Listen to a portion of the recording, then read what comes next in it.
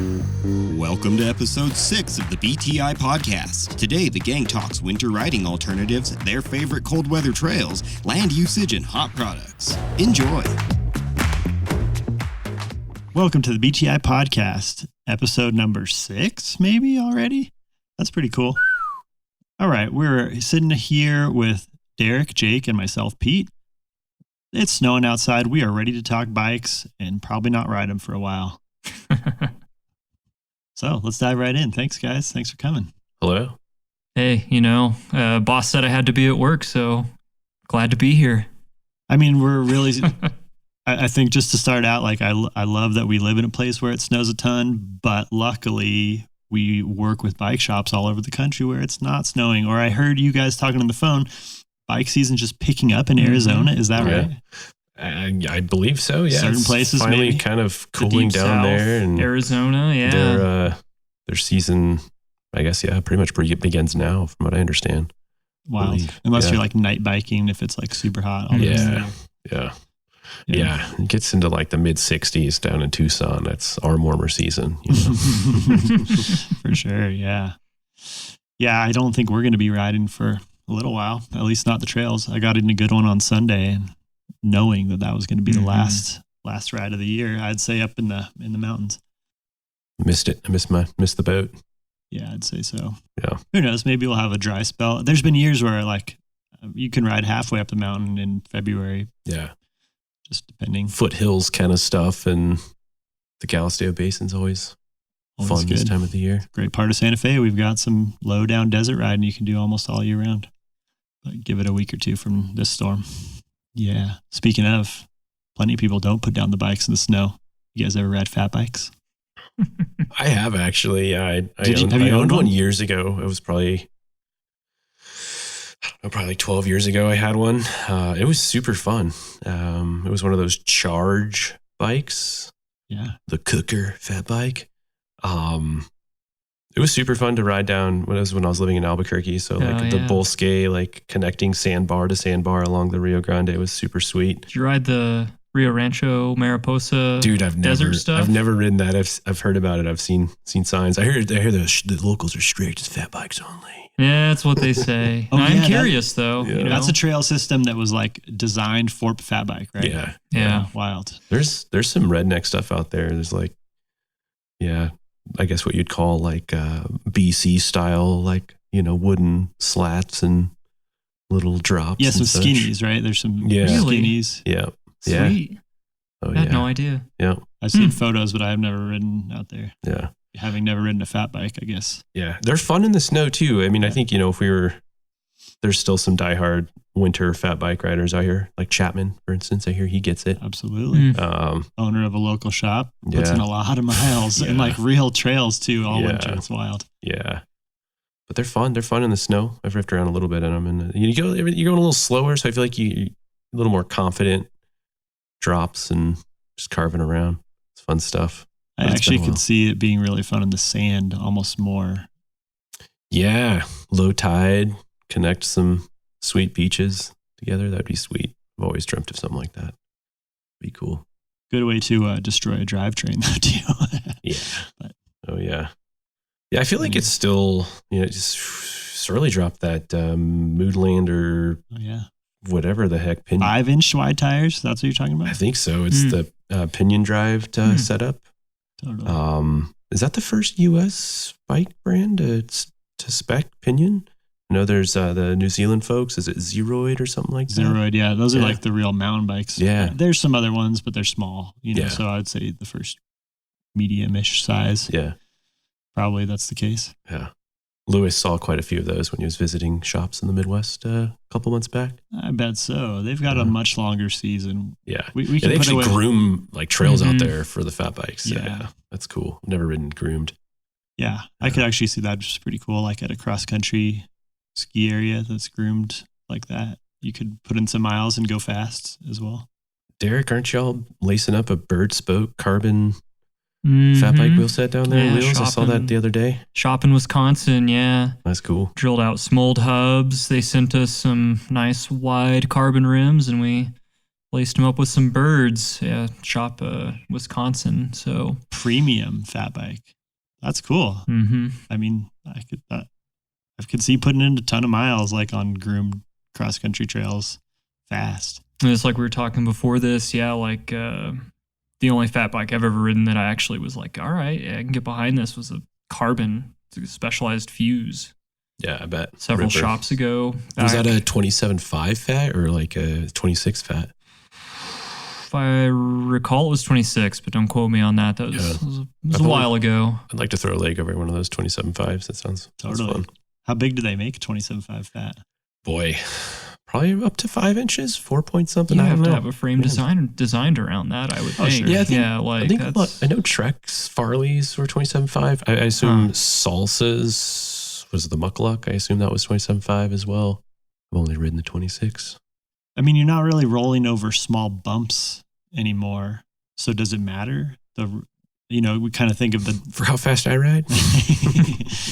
well, it's all contact patch, right? There you go. Yeah, that's a good point. The not wider about- diameter grows the contact patch. Yeah. So in snow and ice, I could see that being advantageous. Totally. Yeah. I was originally thinking about the advantages of 29, like with rollover, but that is somewhat contact patch derived too, and should have realized. Yeah. Alaskan dealers always talk about crust season. Oh yeah. That sounds so cool. Like frozen mud. Yeah. Well, when I think like the snow kind of has like an icy layer over it. So it's just free for all. You choose your own line. And then of course the snow kind of shapes into waves. So you can kind of jump around, carve around. That sounds awesome. That's got to be like the closest to skiing on a bike, right? I say that, and there's also ski bikes. So I was just about to say, man, I tried to put the two together, and they're out there. I see those out there at what is that mountain, Sipapu? They're ski bike friendly. It's a different crowd, right? It's like as a mountain biker, you see those. No offense, ski bikers. I'm sure it's huge in Utah and places that get legit snow, but it's funny to say the least. Depends on the resort, man. I want to try it though.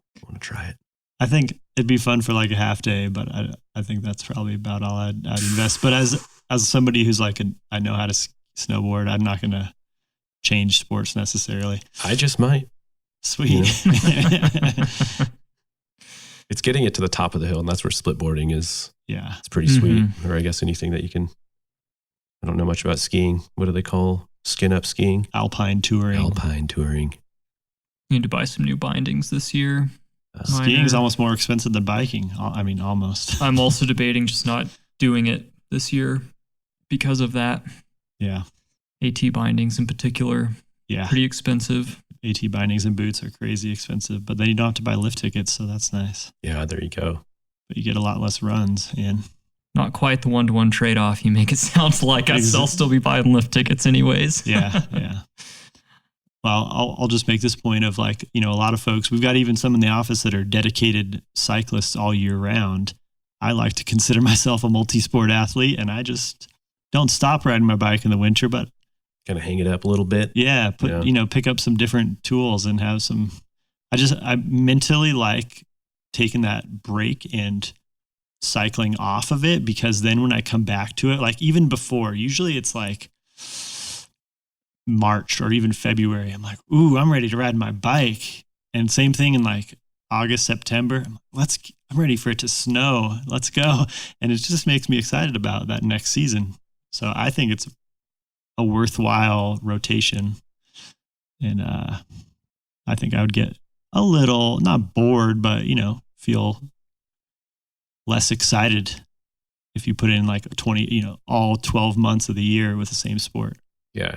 I feel with the riding around here, it's the first place I've been around where there's people hanging up. They're like, oh, high country's gone. Put the bike away. They're not even tempted to go to the desert. They don't like get some dragging certain folks out, Christian out to Galsdale Basin. It's like it's hard. It's hard. Some people just don't. Even if it's just cold, they don't want to do it. It's just too much. It stays relatively mild out there, and once you get moving, you get pretty warm. That's the thing. I mean, if you are a dedicated cyclist here, you can do it. Oh yeah, you can absolutely do it. Just even if it's dry, you might not be comfortable. And I think for some people here that we're so privileged with the weather we do have most of the year that just being cold is enough. And they're like, all right, well, I guess I'll run, you know. And honestly, that's what I do. If it's too cold, but the weather's good, I'll often just opt to go run instead of ride because I just rather not eat wind that fast. That's it. The wind you're creating on a bike how fast makes you ride. things colder. Yeah, the wind on the bike just makes things way colder, right? So running, you're moving a little slower. Yeah. Yeah.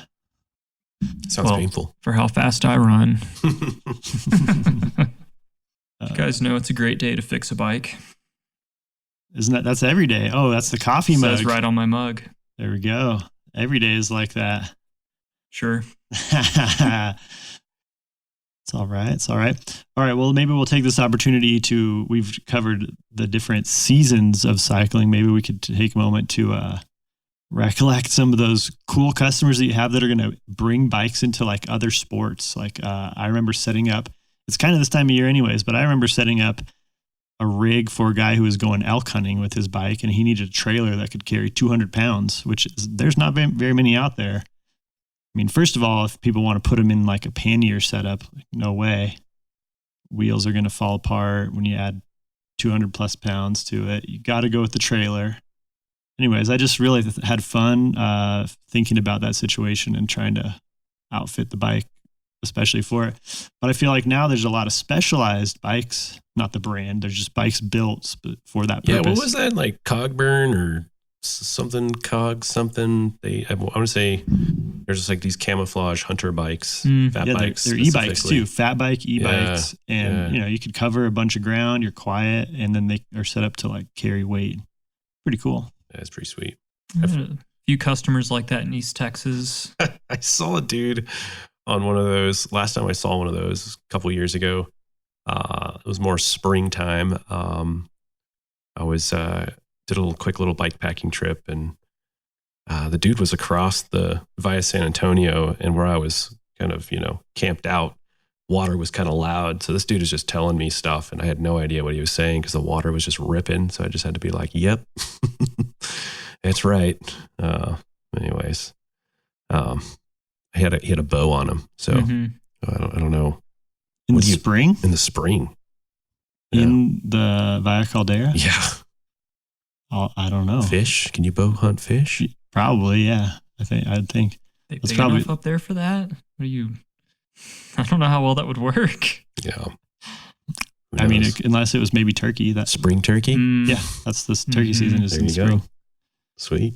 It's April to May is turkey season. Mock wheel or Rambo bikes, a couple of the specialized Rambo bikes. I've heard of them. Some tough stuff to deal with as a distributor who's very used to dealing with standard bikes because they don't always have the same standards. And we're trying to offer some parts to support those, but it is a challenge. We got your jumbo gyms, your juggernauts, your cake eaters. Tires. So come on down to BTI. Yeah. We're talking some nice, good. Yeah, we do have a bunch of tires to fit on that stuff, and that's like an easy place for us to fill in. But that was a series of made up words, Pete. I don't know. Tire names are the best. Cake eater, that's so cool. Totally. Totally, yeah. Well, the Chupacabra from Bontrager, that was a cool name. Long live. I think they changed it to like a 3-letter name or something like that, or I can't remember. But that was the sickest bike component name ever. Chupacabra. Oh, yeah. I mean, I'm glad that I don't make bike component names in the first place. That's just not my forte of coming up with words that sort of try to convey or like make a market around a bike part. Yeah. I'd be more on the one-up components that's like hub. Rear hub, that's the name of this product. The Deluxe, the Pro, the stem, the 35 mil stem, like Eagle, the SRAM Eagle. Totally. I mean, it's kind of like cars, right? Don't they say that like Americans love buying cars that are named after animals? The VW Rabbit, the Mustang. The Firebird. It's all about sticking with those sweet animal names. Absolutely. Yeah. Are there any bikes named for animals that you can think of? Oh, the Firebird, actually, speaking of. Yeah. That's Pivot not, Firebird. it's not a real Sick. animal, but maybe it's named after the car. Didn't Gary Fisher name all his bikes after fish or fishing adjacent stuff? No idea. The Hukawiku. Oh, yeah. That's right. Piranha. Piranha, good one. Yeah, he did have Yeah. a Piranha back in the day. Yeah, the Kona Cruiser, Huma Huma Nuka Nuka Apuai, the Hawaiian state fish. See? Yeah. Salsa Cutthroat. Salsa Cutthroat. There you go. I mean, Banshee. That's a name. There you go. Isn't a Banshee like a crazy Tasmanian devil-like thing? Or is it a mythical beast? I thought it was like a ghost. A Banshee? Yeah. The dragon. The Jameis dragon. That's not an animal. It's a dragon. I set up my gravel bike one time for a sweet fishing trip. I had to rig a way to rig the fishing rod on there. I'd say that's still a niche that's not fully utilized. We should. Jordan shot me a photo of his bike with some fishing rods on the back of it. He was hitting a local fishing hole next to his new spot in Scottsdale. Cool, yeah. Pretty sweet. I feel like that's someone should make some more of those type components. You know, a rod strap or a rod cradle for your bike packing rig. Totally. Jake, do you know if the boy is still welding up racks? I can't imagine he's doing much with bikes right now. I mean, aside from working on them at work, but he's just in full RC rock crawler mode right now. Has been for a while. Dark times. His racks were cool though. They were great. He hooked me up with one and I broke it. He had some cool stuff. He's working on some cool stuff. Yeah, the headset spacer style little randonneer rack for a small load is pretty cool. Nice and clean. Not enough of that out there. Like you see some of like the hand-built dudes do it, but Yeah. It's kind of like more of an art thing instead of a yeah, full functional Yeah. in some cases. It's weight limited, right? I assume so. Yeah. Yeah. The coolest one I saw, Todd from Black Cat made one that was, integrated into it was just a steel headset spacer, right? And then just the tubes the thing was cool, but big enough to carry like obviously fishing stuff or like a front, dry bag kind of roll style system. Jack the bike rack. Those are pretty sweet. I don't know. Totally. And it's not all that different. It just hooks onto the handlebar instead of a headset spacer. Pretty right? much, yeah. It's a toolless style rack. Works on pretty much any handlebar out there. At least I've put it on 3 bikes and never had any issues. Those match really well with the Swift Zeitgeist, by the way. Pretty solid. Is that the top open, the Zeitgeist? Yeah, it's like a top load style system. What's the bigger one? Yeah, right? I think it's their biggest kind of front handlebar bag. Aside from some of the they have some that'll fit in like a walled basket and such, like the loaf. Yeah, I don't know. I'll put a layer like deep down into the bottom of the the dry bag. So with like some of the more front harness systems, you gotta like unbuckle everything and pull everything out, and takes you like 10 minutes to get everything tightened back up. So the top load system's pretty sweet for just on the fly. Whether you're grabbing snacks or layers or tackle boxes for fishing. Surely. Yeah, if you think about like the crossover from backpacking, I think, there's been iterations of different bags and how you access them. Seems like some of the popular stuff is like roll top and then often still has a side zip so you can get to the bottom. And I feel like maybe bike packing is going to go through the same like bit of a growth over time. So as people really dial in not just how these things work, but like how you actually use them when you're out, and then there's some growth in that way.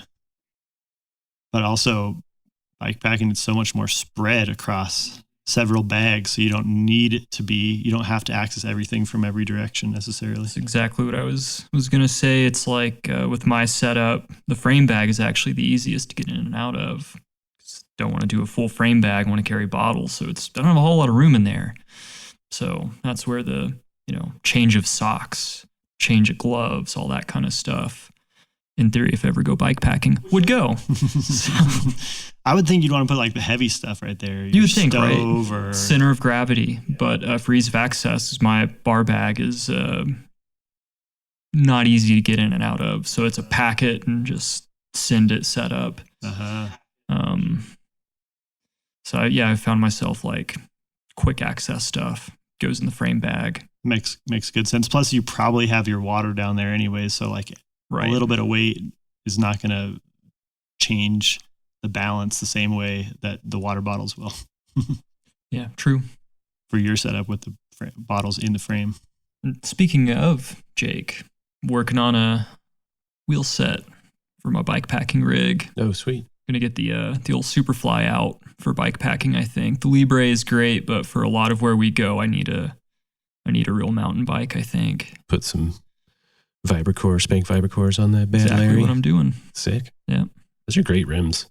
The 350s are so sick. Vibracore or not, they're bulletproof. No doubt about it. I really like those as well. They do have a cool feeling to them. I feel like they just have fallen out of fashion, but they're like really good price, really durable, decent weight. A little heavy, but not enough for me to really be like, well, I can't put that on my lightweight Superfly. You know, I plan on using that wheel set when I convert the bike back to single speed for the winter. So really, actually, when I get that wheel set built up, it's going to be a single speed for this season. There's something to take to La Tierra or out to the basin. But come spring, it'll be changing drivers and putting a 1x11 GX on it. Sweet. I was just talking to the purchasing guys about some winter riding I did like last year. The conditions seemed good. The weather was nice. I was like, yeah, I'm going to go hit the rail trail, put in a good ride. And like the last 10 miles of it, it was just like, just drivetrain was falling apart as every pedal stroke. I love that ride. The rail trail all the way out to El Dorado is so cool. Yeah, totally. By the time you get out there, you're warmed up and then you're just ready to rip. Probably not good, like with snow on the rail trail. No, God, no. Yeah. It got real nasty. It can get pretty nasty. Though out often there. you get past 9 Mile and it'll dry up. There will be several occasions where, like, leaving town, you're just on crust and you're like, oh, geez. Yeah, you're like, it's going to be muddy out here, and you get out there. Drop a couple hundred feet and perfect. It's good. Yeah, you're fine. Yeah. I feel like that's Santa Fe's quote unquote Sedona. I'm not going to compare the riding to Sedona, but Sedona, a lot of the flag folks will go down to Sedona in the winter and have sunshine and red dirt to shred. Yeah. I guess there's red dirt out there in the Galisteo Basin. I actually saw an edit on one of the mountain biking Reddits last weekend. Dude just out high desert, like ripping around on slick rock. And it's like, that looks really, really familiar. And then they hit the rock feature and I was like, oh, Galisteo, interesting. Mm-hmm. Oh, interesting. Yeah, this is not often you see edits from out there. The dude, select a couple spots like Mark's Reach, Eliza's Ridge, the whale rock or whatever. Like, I love that roller. That's cool. I kind of was able to recognize that whole series of spots they shot all the way down the ridge. And I was like, I think my favorite part of riding out there is it doesn't matter what direction you're going, like you're moving. You can keep a pretty good pace. Even if it's windy, depending on where you're at, as long as you're not on the ridge, you can kind of tuck into that ridge can be gnarly on a windy day. Yeah. For sure. Yeah, but you can cover so much ground so quickly. So it's like, a 12 to, 20 mile ride out there. Like, sounds bad. crazy, but it's not bad. Not much climbing. It's in a real contrast to like the mountain riding that we have. Yeah. Where like everything's fairly steep and you go super slow up the hill and you don't cover much mileage. So yeah, I think that's probably much more similar to like a lot of riding that the masses do across the country, Midwest or something, where there's just more rolling and you can cover a lot more ground fast. Man, old rail trail. This last weekend, we did 9 Mile to St. John's. I'm glad we did because it's going to be a while. But that one's pretty rideable most of the winter. When you say 9 Mile, is that like that trailhead that's out there? Okay, cool. 9 Mile Road. I've never been in that neighborhood out there, but doesn't it kind of spits you out in like the Hondo area-ish? Yes. It's just to the south, right, Pete? The south of the Hondo open space. 9 Mile takes you up. You could connect Old Vegas to two trails to Old Santa Fe, and two trails on Old Santa Fe is like maybe 100 meters from La Barberia, which is the back of Wilderness Gate. That's cool stuff up that way. Yeah. So it's a pretty easy connection from the rail trail. It's a climb if you're coming from the rail trail. My preference is to definitely go past St. John's and then out down towards the rail trail. But did you make a loop? Are you talking about doing a loop? That loop, yeah, a little cool. 20 mile mixed media loop there. A little bit of road, a little bit of double track, a little bit of single track. I need you to show me that route. That sounds fun. Oh, it's you great. were on La Barberia to go to St. John. Yeah. Yeah. I was on that road on Sunday too. Really? What day? What time of the day were you up there? 2. Damn. 1. Okay. Yeah, we were a little bit later than that. I think we were probably coming through the top part of La Barberia at 3. But I had to hit the old picnic table up there by the hidden disc golf basket one last time before it gets too cold and snowy. There was some snow hiding in that St. John's Arroyo a little bit already. So it's funny. So when you rode through, it was clear? Like you were good? You weren't getting snowed on or anything? Because we were riding, we waited. We kept watching the radar, and I was like, I can't. No. And eventually it got so late, I was like, well, if we're going to go, we got to go. And so we take off, we're going down the rail trail, and I'm looking back up at the mountains, and I'm just like, oh, shit. Oh, God, it looks horrible. And then it blew off, and by the time we got up there, it was wet, but there wasn't even snow on the ground. Yeah. It must have just rained. Yeah, I think so. Like there was a few flakes falling for us, but not much. But we rode like St. John's over Atalaya to Hondo Headwaters and then Secret Agent back out.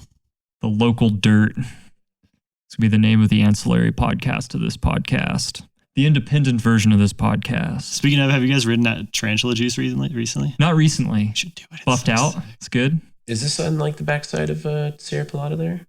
Backside, yeah. It's not 5-stopper. You go further down and then hang that next left. You have to do a heinous climb to get to it. Like it's pretty much a hike a bike did actually. That one kicker on Sierra Pilota, you have to go up that. It's hard to clean, but it's worth it. Riley was like grunt, it was a grunter.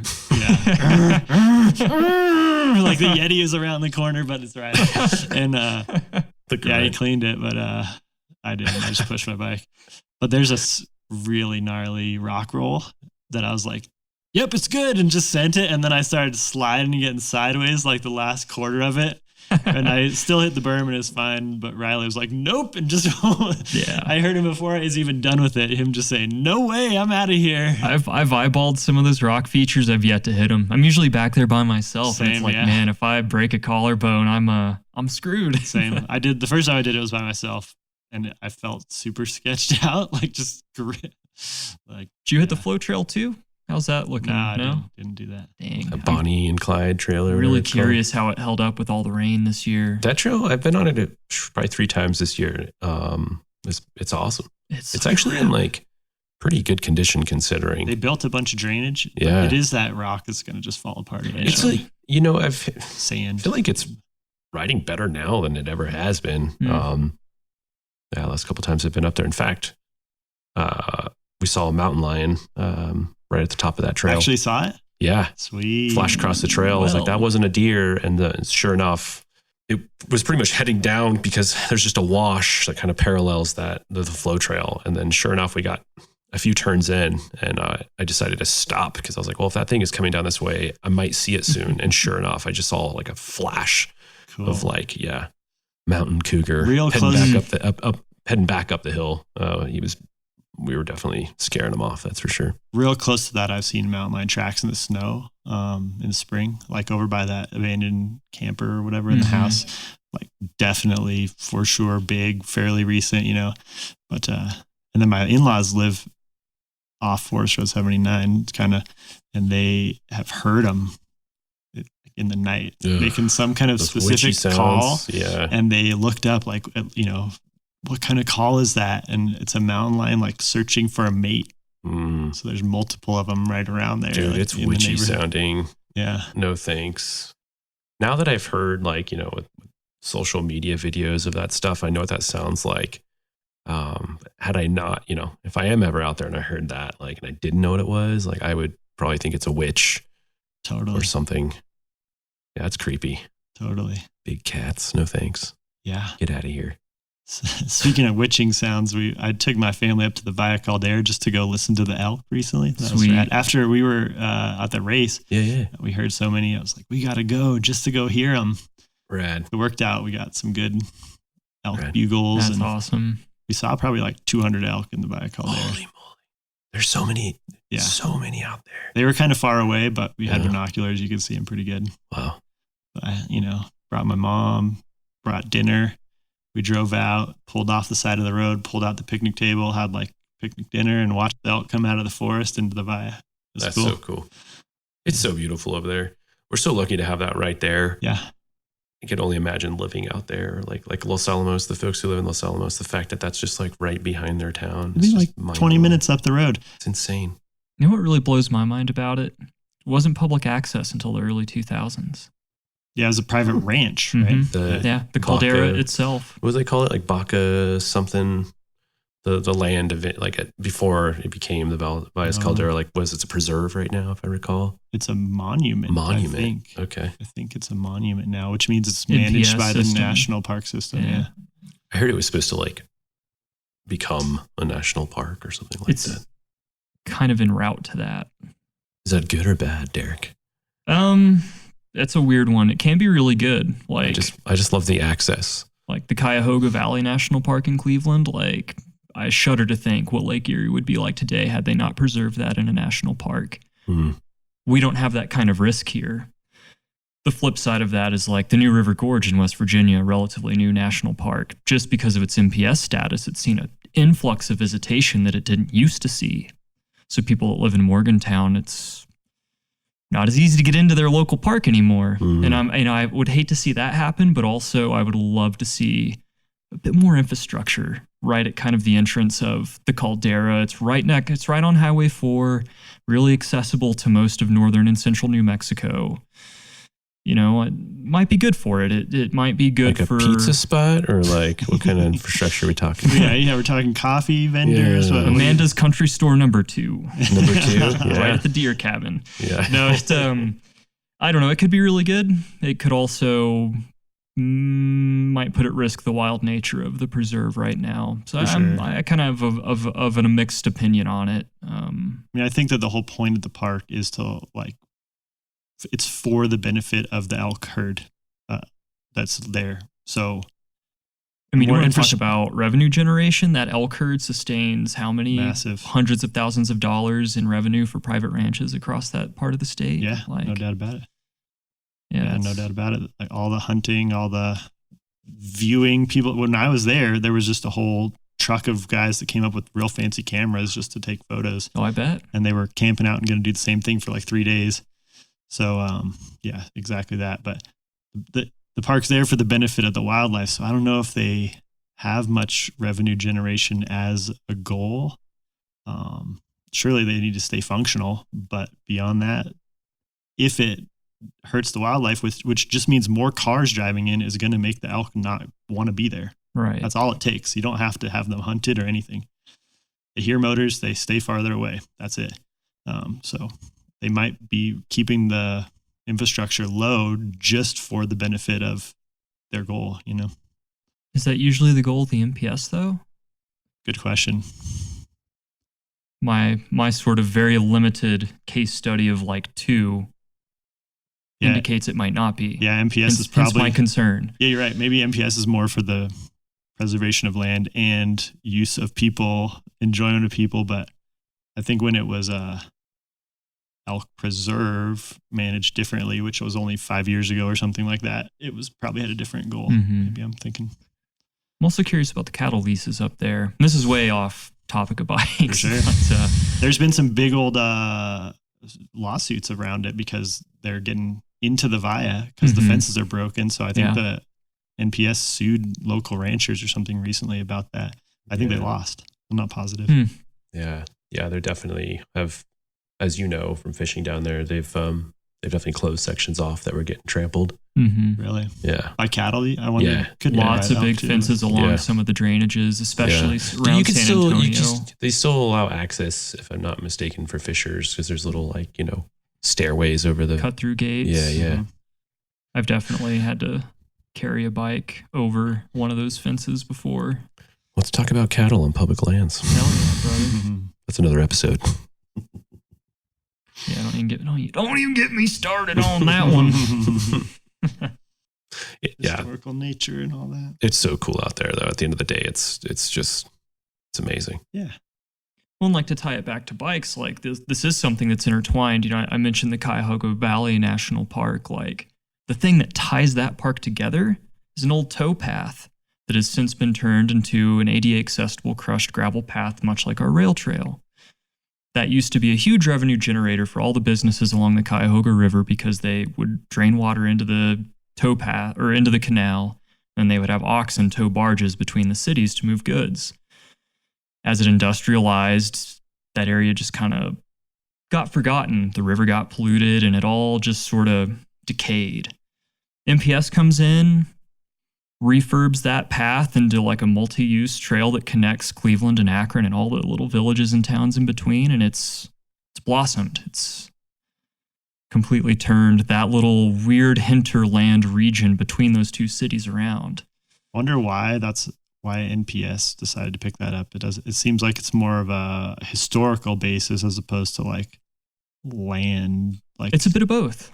Yeah, There's a lot of natural beauty in that valley. The watershed into Lake Erie is very short. And there's not, mountains. It's not thousands of feet of drop, but it's significant enough that there's a lot of waterfalls. There's some whitewater kayaking in the river. There's good fishing. But at a time, it was all sacrificed at the behest of industry in Akron and Cleveland. It's a example of success, and bikes have played a huge role in that. I mean, that tow path is like the only biking in that park really that exists, but when I first moved there, I was training for a bike tour that we were doing, and I put down so many miles just riding between those small towns, hitting different little restaurants and stuff, and you wouldn't expect that in the upper Midwest, especially 20 years ago. Yeah. Now much more, right? And it's, it's just encouraging to see our perspective on land use encompass and encourage more of that kind of use. One, because it helps the business we're in, and it sort of allows us to have careers, but it ties modern people to that land in a way that they might otherwise not be. And the more people you can tie to that land in ways that are relevant to them, the more of a case you have for preserving more of it. Absolutely. So I can only really see it as a benefit, I suppose. I mean, that last point can be said for all of recreation, and, how that ties back to like, you get people to enjoy it and then we want to protect it, and it's good for everyone. They see the value in it. Yeah, see the value, exactly. Kind of the same thing with just riding bikes in the forest in general, or hiking in the forest, whatever it is. But yeah, it doesn't have to be protected yet. I guess before we get going, anything exciting, whether it's something in catalog or anything catching y'all's eyes out there as far as bikes go? I'll just real quickly bring up the point that we are one in the catalog, actually in the warehouse selling. I'm pretty excited about that. That's awesome. Yeah, that's a big get for us. I'm sure that'll be really cool in the wheel factory too when we get some kind of sweet. I'm hoping to get some custom builds. requests first. Yeah, I know Dave ordered pretty light. I would like to think that's something we could maybe offer through our wheel catalog, but I'm not too sure the specifics we have with them. So exactly, they've got some custom wheel building on their own side, so right. People may chase that down. But I think it's a really cool ad for us in the catalog. We don't have a ton of carbon wheels, and I think it's a brand that offers a really cool cross of value and super sweet tech plus North American made. Yeah, stoked on that. Mix that with the Sidekick hub. Is that what you're excited about? Yeah, I'm excited about that. I'd like to try that stuff out. Pretty jazzed on that new Sentinel. Oh, Jake's got his eyes on a new bike. Yeah. About time. Yeah. You deserve it. Got to hang up that 2019, Man, nothing really in the catalog that is catching my eye, I suppose. But in terms of happenings around here, warehouse manager and I just spent the morning over at the local community college for a career fair. Sweet. Got to meet some hopefully prospective industry folk. Had more traction at the booth this go around than last semester when I was there. That was encouraging. Right. More interest in sort of the technical sort of services we offer, suspension and wheels. I talked to a few people, whereas like the last time I went to a career day, I didn't care about that. It was more just, warehouse job, great, benefits, great, sign me up. But I got to talk a little bit of shop today, which was nice. By the way, listeners, if anyone is looking for employment, hey, we're hiring. There we go. Perfect. If you'd like to come learn what the Valley Caldera is and why we think it's so great, send us a resume. Heck, we might just hire you and show you around.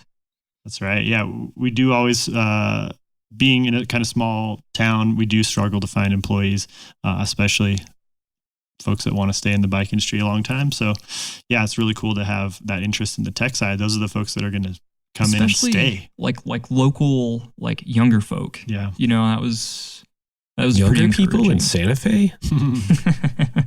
Part of the challenge of keeping keeping people employed. Yeah. That's awesome though. Yeah. And I do think we have some really cool long-standing employees that have kind of come up through that same rank. I know we've done internship programs, and 10 years later, someone who started as an intern is now building the next BTI website, doing all the marketing and banners, building and stuff on a weekly basis. So pretty cool opportunity, and I think it's a great company to work for. Speaking of IT, Westine, geez, he's been here at least 20 years. He started in the warehouse. Westine did? Yeah. At least 20 years, if I recall. So, all right, well, let's wrap it up right there, guys. We've covered a lot of crazy stuff. Good conversation. Hopefully this has been interesting for you out there listening. Keep on listening if you like it. Give us some comments, give us some ideas. That's always great. Signing off for today. bueno. Goodbye.